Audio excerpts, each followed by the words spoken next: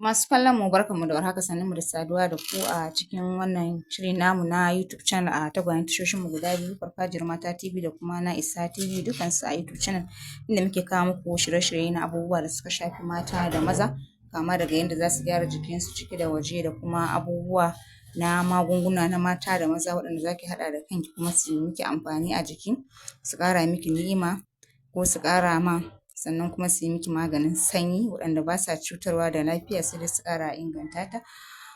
Kuma muna duba ga abubuwa na yau da kullum da suke faruwa a cikin al'umma ta duniyan nan ta Allah subhanahu wa ta'ala, ko daga Kannywood ko kuma abin da ya shafi duniya, labarai na abubuwa da suke faruwa waɗanda za a yi kyau ya yi jan hankali a kansu domin a kauce wa wani abu da yake da haɗari, ko kuma a janyo hankali a yi wani abu da yake da amfani. Kafin mu shiga cikin shirin za mu yi magana a shirin da muka yi na jiya cewa yanda za ki yi mijinki ya daina miki faɗa a gaban mutane, kai ko ma ya daina miki faɗan kwata-kwata sai dai ya dinga lallaɓa ki. Kafin mu shiga, idan yau ne shigowar ku ta farko, da Allah a yi mana subscribing, a yi mana liking, a yi mana share, a yi mana comment a tashoshin mu Farfajiyar Mata TV da Na'isa TV, kuma ku danna ƙararrawar sanarwa inda da zarar mun ɗora sabon abu kai tsaye zai zo gare ku, kuma a share domin 'yan uwa su ma su amfana. To mun tsaya ne a inda muka ce ba wai ɓata rai za ki ba ko kuma ki nuna wata damuwa akan abin da ya miki ko ki daina masa wani abin, a'a, komai da kike yi masa ya kasance kin yi masa. Muka ce abubuwan da kuke tarayya a ciki kuke yi tare, to a nan za ki ɗan nuna cewa kamar muka ta bada misali da cewa kamar cin abinci, in kuna cin abinci tare ki kawo masa abincinsa ki zauna kamar yadda kika saba, ki sa shi a gaba, ki zuba abincin ki koma gefe ki lanƙwasar da kai. In yayi magana ki ce alhamdulillahi, ki zo mu ci abinci ki ce alhamdulillah kin ƙoshi, au kin ci ne kafin in dawo? Bayan kin san tare muke, ce a'a ni ban ci ba.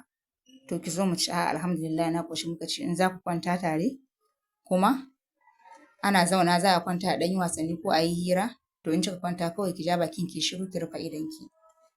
Zai ce miki lafiya? Yau ba hira, yau ba wane ne, ki ce ba komai, to da kansa zai gane laifin da ya miki. Au ko don faɗan da na yi miki ne ya sa kika yi haka? Ce a'a ni ba nan ba ne ba. A kwanciyar hankali da sanyin murya ki langaɓar da kai. Ai ka isa ne ka yi min faɗa. Ai ka isa, da ba don ka isa ba ai ba za ka yi min ba. To shi ne haushi kika ji kenan? A'a ni ban ji haushi ba, wanda ya isa in ya yi abu ai ba a jin haushinsa. Kawai dai ni ina neman alfarma guda ɗaya ne a wajenka, ki ce masa. Ce menene? To me ya faru? Ce don Allah ni idan za ka yi min faɗan nan, idan na yi maka laifi, don Allah don Annabi ka daina min a gaban mutane.